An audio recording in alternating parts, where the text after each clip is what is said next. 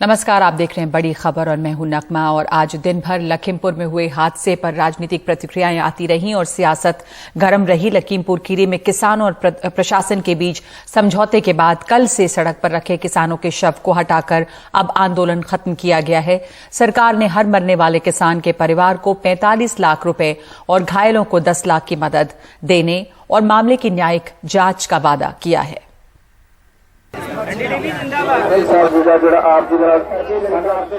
करीब 18 घंटे ये ताबूत सड़कों पे रखे रहे और इनके गमजदा घर वाले इन्हें घेरे बैठे वहां मौजूद रहे। एक ट्रैक्टर ट्रॉली पे नाराज किसान सरकार पे अपनी नाराजगी उतारते रहे।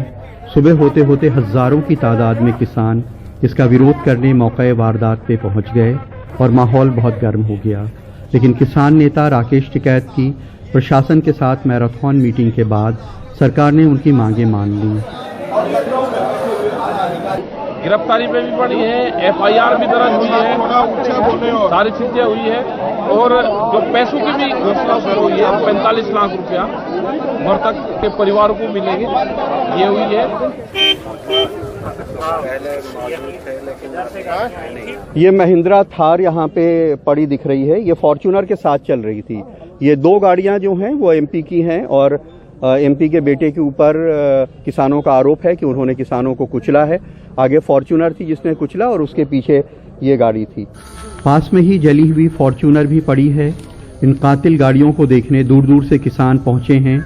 कल्लू यादव इस कांड के चश्मदीद गवाह हैं।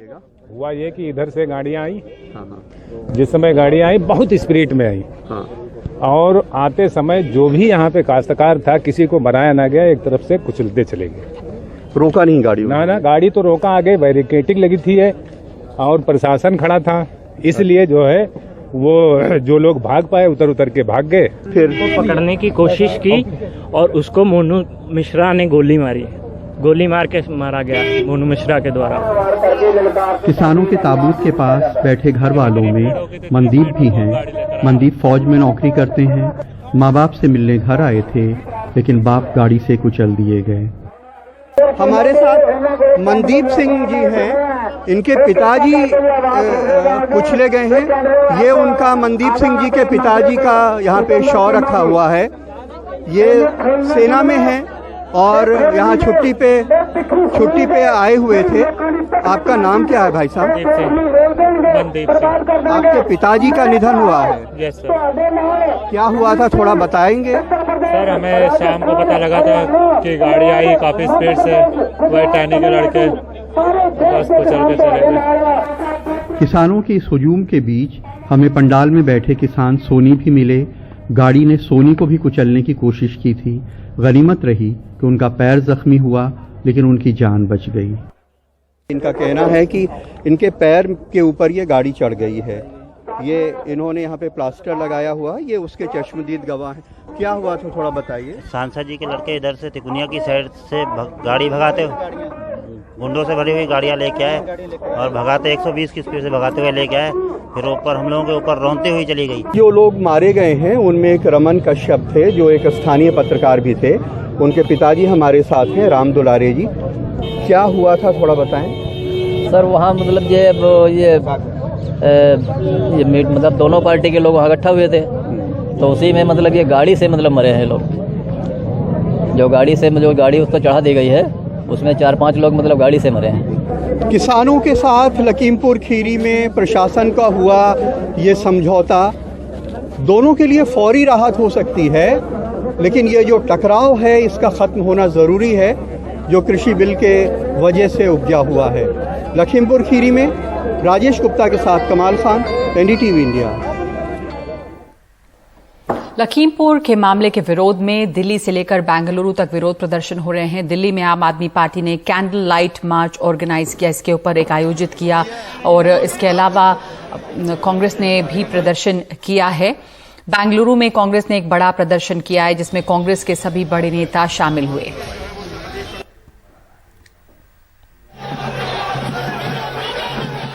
इस बीच किसान आंदोलन को लेकर सुप्रीम कोर्ट ने फिर से सवाल उठाया है। कहा कि जब हमने तीनों कानूनों पर रोक लगा रखी है तो इसके खिलाफ प्रदर्शन का क्या मतलब है। पिछले 11 महीनों से दिल्ली एनसीआर में कृषि कानूनों के विरोध में जारी आंदोलन पर सुप्रीम कोर्ट ने एक बार फिर बड़े सवाल खड़े किए। सुप्रीम कोर्ट ने कहा कि जब मुद्दा कोर्ट में लंबित है तो फिर सड़कों पर आंदोलन क्यों हो रहा है। सुप्रीम कोर्ट ने कहा कि जब कृषि कानूनों को हमने रोक दिया है तो फिर आंदोलन किसके खिलाफ है? क्या ये कोर्ट के खिलाफ है? अब हमें ये तय करना होगा कि जब अदालत में कोई मामला लंबित हो तो क्या उसी मामले को लेकर सड़कों पर प्रदर्शन किया जा सकता है? क्या लंबित मामलों में विरोध का अधिकार संपूर्ण है? सर्वोच्च न्यायालय ने यह टिप्पणी करी कि जो पार्टी एक बार न्यायालय को अप्रोच कर लेती है तो वह पक्षकार अब आंदोलन के हकदार नहीं है। सुप्रीम कोर्ट ने इस मुद्दे पर जब अटॉर्नी जनरल से मदद मांगी तो अटॉर्नी जनरल ने लखीमपुर खीरी में हुई हिंसा का भी हवाला दिया। अटॉर्नी जनरल के वेणुगोपाल ने कहा कि लखीमपुर में दुर्भाग्यपूर्ण घटना हुई है, इसमें 8 लोग मारे गए। इस पर कोर्ट ने कहा कि जब ऐसे आंदोलनों में हिंसा होती है तो कोई इसकी जिम्मेदारी नहीं लेता। वहीं आंदोलन कर रहे संयुक्त किसान मोर्चा के नेताओं का कहना है कि वे अपने मुद्दे पर ना अदालत गए हैं और ना ही वहां जाने का इरादा है। पहली बात स्पष्ट कर, किसान महापंचायत का संयुक्त किसान मोर्चा से कोई लेना देना नहीं है। इसके सारी ऑब्जर्वेशंस का हमसे और दिल्ली के इर्द गिर्द मोर्चों में जो प्रोटेस्ट हो रहे हैं उससे कोई संबंध नहीं। कोर्ट ने कहा आप पहले तो कोर्ट में आते हैं और फिर सड़क पे जाते हैं। मैं स्पष्ट कर दूं, हम संयुक्त किसान मोर्चा के लोग कभी कोर्ट कचहरी पे नहीं। सुप्रीम कोर्ट में ये मुद्दा 3 बेंचों के पास चल रहा है। खास बात यह है कि 2020 में सुप्रीम कोर्ट की 3 जजों की बेंच ने यह फैसला दिया था कि जब तक आंदोलन शांतिपूर्वक है किसानों को सड़कों से ना हटाया जाए। नई दिल्ली से आशीष भार्गव की रिपोर्ट, एनडीटीवी इंडिया।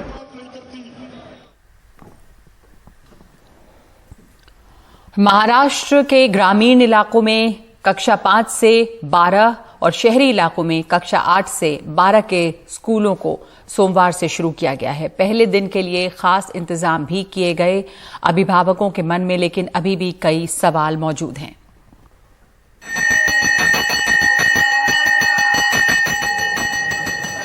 सोमवार सुबह मुंबई के बीएमसी स्कूलों में छात्रों के लिए कुछ इस तरह तैयारियां की गईं। लगभग 1.5 साल बाद मुंबई में स्कूलों को शुरू किया गया है। शहरों में कक्षा 8 से 12 के छात्रों के लिए और ग्रामीण इलाकों में कक्षा 5 से 12 के छात्रों के लिए स्कूल शुरू किए गए हैं, लेकिन इस दौरान कोरोना से जुड़े कई नियमों का पालन करना अनिवार्य होगा। पहले तो हमने पूरा बिल्डिंग को सैनिटाइज कर लिया है, पूरा बिल्डिंग सैनिटाइज, सब क्लासरूम सैनिटाइज कर लिए हैं और पेरेंट्स का कंसर्न लिया है कि जो पेरेंट्स स्कूल में बच्चों को भेजना चाहते हैं उन बच्चों को भेजिए। बच्चों की बैठक व्यवस्था हमने आपने देखा कि एक बेंच पे एक ही बच्चा बैठेगा, बच्चा टिफिन भी नहीं लाएगा। 3 घंटे का एक शॉर्ट सेशन का स्कूल रहेगा, तो उसके इसलिए कि कोरोना के पूरे नियम का हम पालन करके ये स्कूल का हम रन करने वाले।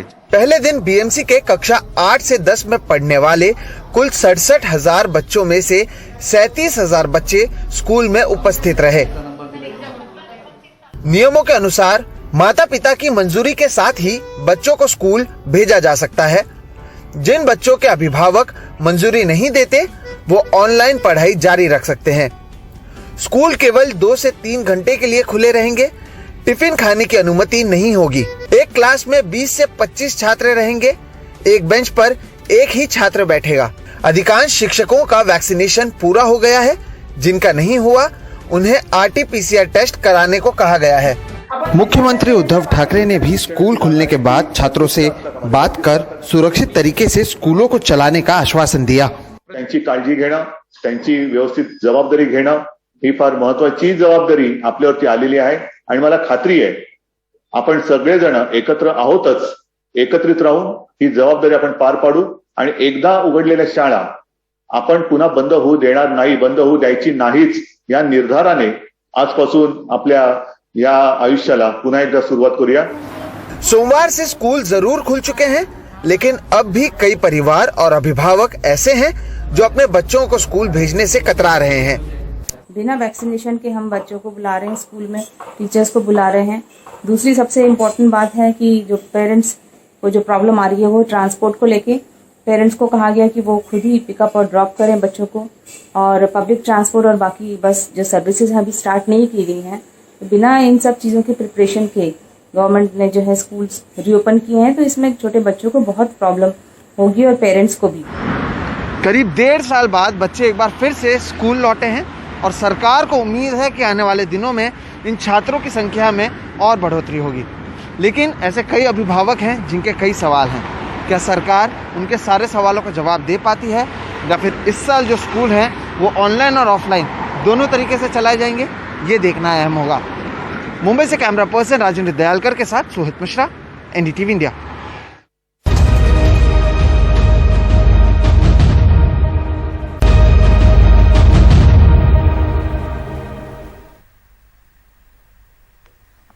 और अब बात कोरोना वैक्सीनेशन की। कोरोना का टीका पहुंचाने के लिए आज पहली बार ड्रोन का इस्तेमाल किया गया है। मणिपुर से इसकी शुरुआत हुई है। मणिपुर के बिशनपुर से सड़क की जो दूरी है वो 26 किलोमीटर की दूरी है और हवा के जरिए 15 किलोमीटर की ही हो गई है और इसमें सिर्फ 12 से 15 मिनट ही लगे और ICMR ने ड्रोन के इस्तेमाल से टीके को वहां पर पहुंचाया। देखिए परिमल कुमार की रिपोर्ट।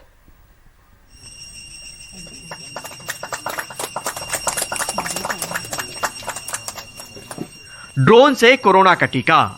मणिपुर के लोकटक झील होते हुए ICMR ने करांग आइलैंड पर ड्रोन के जरिए कोरोना का टीका सफलतापूर्वक पहुंचाया। पहली बार ये प्रयोग हुआ। पूरी तरह से भारत में बना ये ड्रोन ऑटोमेटिक मोड में उड़ा और बिल्कुल सही जगह पर पहुंचा। आज साउथ एशिया में सबसे पहली बार ड्रोन का कॉमर्शियल फ्लाइंग हुआ है और उस अवसर पर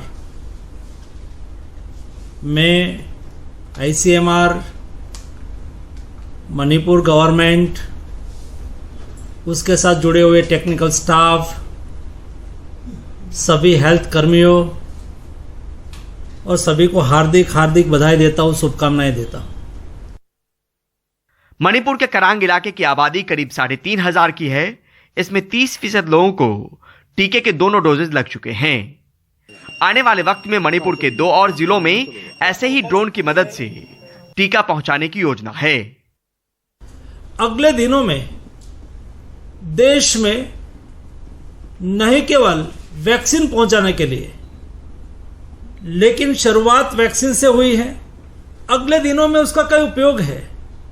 दूर सुदूर इलाके में, गांव से पहाड़ तक, खेतों से जंगल तक, मैदानों से लेके आइलैंड तक और फर्टिलाइजर से लेके हम वैक्सीनेशन तक उसका अच्छी तरह से उपयोग कर सकते हैं।